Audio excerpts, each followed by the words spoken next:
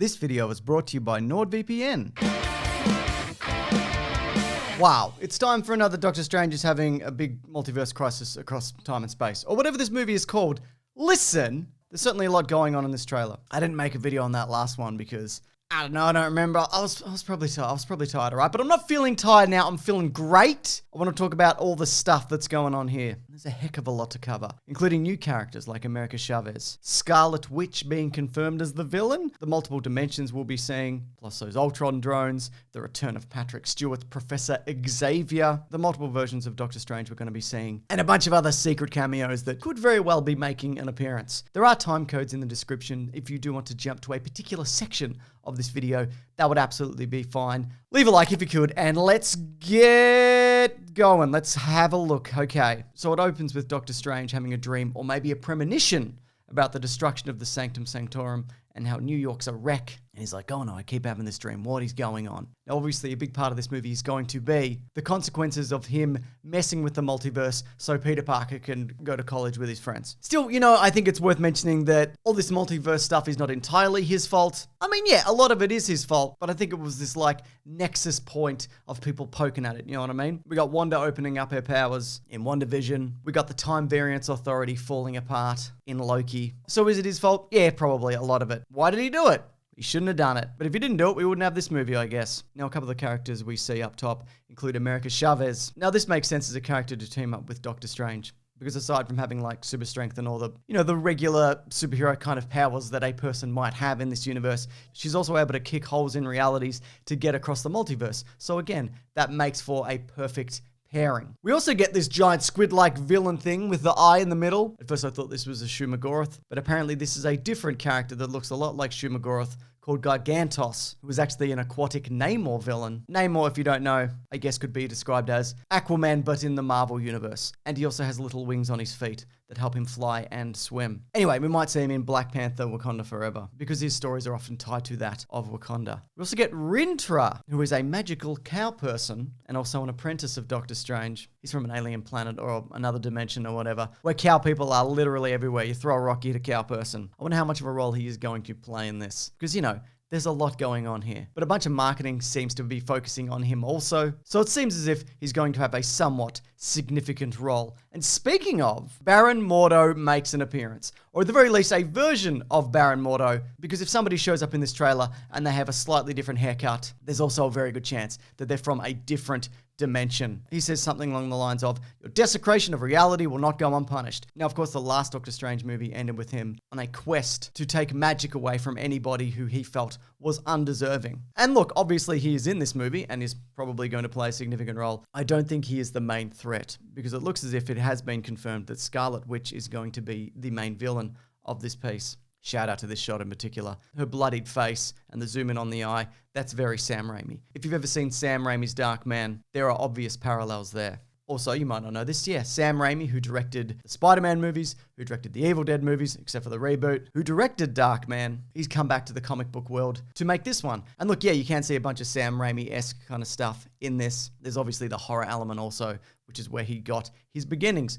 Good, I like him. Glad he's doing it. Seeing as Scott Derrickson ended up leaving the project who directed the first, I think Sam Raimi is a wonderful replacement. But yeah, it just seems as if, yeah, mask off, Scarlet Witch is going to be a villain. We also see multiple versions of Scarlet Witch. We see a version of her in her Westview house from WandaVision as well. I wonder whether there's going to be some kind of team up where she grabs a bunch of different versions of her from the multiverse for nefarious purposes. She's obviously annoyed. She's like, Doctor Strange, you wrecked a bunch of shit and everybody loves you and everybody thinks you're great. But when I wreck a bunch of shit, and by that I mean enslave a town for a time, people don't like that. And look, maybe, yeah, you could call that a double standard, but look, that's not a cool thing to do either, is it? We also see who appears to be, speaking of WandaVision, Monica Rambeau. I'm guessing the version that we did see in WandaVision. This time around, it looks as if she's taken on the mantle of Captain Marvel, which also means that maybe this isn't the version from WandaVision, maybe an alternate version. And we see her battling Scarlet Witch. Now, their powers are, of course, linked. She got her powers when she broke through the Westview barrier. So I guess it makes sense that, yeah, they'd light up and shoot like lasers and lightning at each other, because that's how comic book movies work. That's how they work. Now, we also get a number of shots in this of Doctor Strange, or a version of Doctor Strange, tumbling through various dimensions. And we get little hints of what we might be seeing. We see 2 dinosaurs battling at one point. The T-Rex looking one, I guess, could be Devil Dinosaur, but Devil Dinosaur is traditionally, he's red. So, it's probably just a regular dinosaur, which is disappointing. Who wants to see a regular dinosaur? Boo! This, though, might actually be the Savage Land, which is like a lost world in the Marvel Universe. What it basically is, it's located in Antarctica. And you might be like, well, if it's in Antarctica, why is there a jungle here? What's going on, James? I don't understand this. Great question. Happy to answer that. The Savage Land is surrounded by a series of volcanoes, which creates a unique environment, which helped preserve dinosaur and ancient life up to the modern day. Does that make any sense? No, not at all. It's nonsense. But, dinosaurs, come on, that's all right. There's nothing wrong with that, is there? It also looks as if the dimension that he's tumbling into from the Savage Land has an animated traffic cone in it, which makes me think, are we going to be seeing some animated What If stuff? Are we going to see some of the 90s animated shows? Are we going to see the Spider-Verse universe? I think there's a fair shot that of the many dimensions we're going to get a peek at, it seems as if that we'll be seeing something animated. And that's so bizarre because this whole series started with a man getting a bit of shrapnel in his heart and being captured in a cave. And now we're up to Benedict Cumberbatch tumbling out of a dinosaur dimension into an animated world or something. Wow, what an age of storytelling and movie making. We also see what appears to be a zombie Doctor Strange, but we might come back to that because I want to talk about this particular sequence where Doctor Strange is captured and he's being walked along by what I thought at first looked like Iron Man tech. The Iron Man drones that he had in Age of Ultron. But speaking of Ultron, they seem to be more like Ultron drones than anything else. Ultron in the comics and in the movies, which you've probably seen,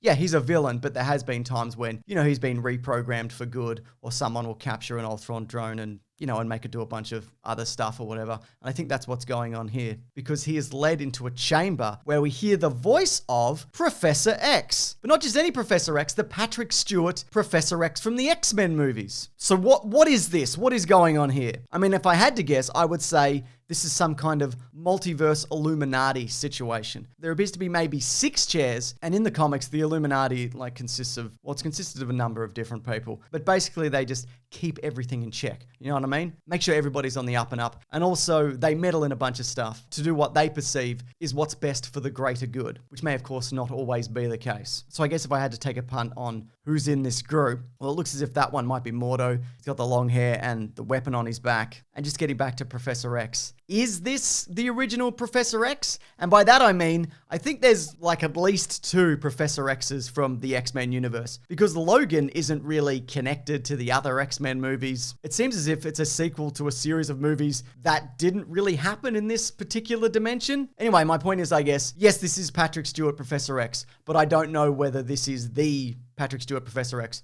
from the X-Men movies. Also, on that latest poster, we see what appears to be Captain Carter's shield. She, of course, made an appearance in that recent What If animated series and was part of the Guardians of the Multiverse. So it seems like, yeah, that'd be a good recruit for this group, I guess. And we do see some other silhouettes here. Now, this might be a spoiler. So again, there are time codes if you do want to jump ahead. But there have been rumors, and these have not been confirmed by any stretch, that we're going to see a version of Iron Man played by Tom Cruise, and a version of Mr. Fantastic who might be played by Ioan Gruffudd from those Fantastic Four movies in the mid-2000s. That is really just something I've seen on Twitter. And I've had people send me messages, asking, do you think this could be the case? And I think absolutely, because look, Robert Downey Jr. is not coming back yet anytime soon. I think he will. Maybe he's even in this movie. I don't know. But you need a big name to kind of fill that role. And seeing as Tom Cruise was supposed to play Iron Man in the 90s and maybe even into the mid-2000s, is a huge name, and it would absolutely make sense. And Ioan Gruffudd, yeah, look, I don't love those movies, but I like him and it's a good callback and whatever. And this movie is going to be nothing if not just an incredible amount of cameos and things that you recognize from other movies and franchises and the like. So much so that they'll probably change a bunch of stuff in that new Flash movie to include more Batman and Superman and the like. I guess also the question is, what does that mean for the mutants in this universe? I don't necessarily think having Patrick Stewart in this means that he's going to be the kicking off point for mutants in the MCU. There has already been a bunch of hints that there are mutants banging about. But no, I think they are going to probably recast that role for a brand new team of mutants in an upcoming movie and then series of movies. But again, it's been hinted at that Scarlet Witch is a mutant. There was a Russian mutant guy in Black Widow who has an arm wrestle. In the comics, there's also hints that Hawkeye might be a little bit of a mutant. But yeah, look, I obviously don't know. I haven't seen this movie or the subsequent movies about the mutants, but it's just fun to speculate. I love Internet security. It's one of my passions. You see, some people, they might say, build model trains. Some people even love a fantasy football, which I assume is some kind of NFL situation, but all the players are in wizarding robes. But for me, I'm all about internet security because I don't like people looking into my business, which is why I love NordVPN. With NordVPN, all of your internet data stays safe behind a wall of next generation encryption. This allows the hiding of your internet traffic and VPN connection for maximum security. They also have a strict no logs policy, which means they don't track, collect, or share any of your private data, because to them, it's none of their business. Also, in my extensive internet security experience, it's much faster than the other services, probably due to the 4,500 servers available in over 59 countries. Plus, as a bonus to all of this, you're able to watch content from other countries over pretty much every streaming service at no extra cost. And you can take advantage of an exclusive deal and celebrate Nord's 10-year anniversary. New users also get a surprise gift when they sign up at nordvpn.com/MrSundayMovies. It's risk-free with Nord's 30-day money-back guarantee. That's nordvpn.com/MrSundayMovies, or click the link in the description below. And speaking of speculation, there appears to be a number of versions of Doctor Strange in this trailer. There was also a TV spot, which you might have also seen, that aired at the Super Bowl, where we see a Doctor Strange with a ponytail. Now, in the marketing, this is referred to as Defender Strange, and appears to be not like a leveled up version of Doctor Strange, but a variant on Doctor Strange. Though, of course, it could be either. We also, of course, get Evil Doctor Strange, which again we got in the What If series. He's just absorbed a bunch of different powers and can pretty much do anything, it seems. And of course, we get the zombie universe and zombie Doctor Strange. Now, I wonder whether they're going to dip into the What If universe, or this is going to be a variation on the Marvel zombies. Because in the What If universe, they mostly seem to be kind of mindless, regular zombies who might throw a shield occasionally if you're lucky. But in the What If comics, for the most part, if a superhero or anybody gets bitten, they retain their memories and they retain all their abilities. They just have, the zombie hunger for eating people. So maybe we're getting that here, seeing as we see zombie Doctor Strange actually performing a spell with all his zombie arms flapping about. And look, I guess what I like about this trailer all in all is that if it's putting in, say, a Patrick Stewart, there's probably a bunch of other secrets going on here which they are saving for the actual movie in May. And it looks as if also the strength of this movie, well, hopefully at least, isn't just going to be, hey, look at all this stuff you recognize. It seems like, there is a good kind of narrative running through this. And also Benedict Cumberbatch appears to have worked out quite a lot to get in shape for this. And that's good. That's great. That's good stuff. But look, I'm thinking about doing a follow-up video to this based on any ideas or theories that say you might have that you might want to leave in the comments. So if you do have a thought or a question or a potential cameo that you would like to see or think we are going to see, yeah, if you could leave that below, that would be excellent, and I'll try to get to as many as I can. Also, I don't know if you know this, but we have a podcast. It's called The Weekly Planet, where we talk movies and comics and TV shows. And our latest episode, which is already out, we discuss a bunch of those new Super Bowl trailers that were revealed. That's linked below if you do like to listen. It's on iTunes and Spotify and has its own YouTube channel. Plus, if you want to head over to bigsandwich.co, that's like our private Patreon service, where everything's ad-free, and there's bonus podcasts, there's movie commentaries. We recently did a commentary for Batman 1966, the movie, early videos including Caravan of Garbage. We're currently making our way through the Christopher Nolan Batman movies. My goodness, check that out if you'd like. Incredible stuff. And that's everything, other than thank you, Matt, for editing this video and the quick turnaround. Very much appreciated. All right, everybody. Thanks for watching. Appreciate you. Take care. Have a great week.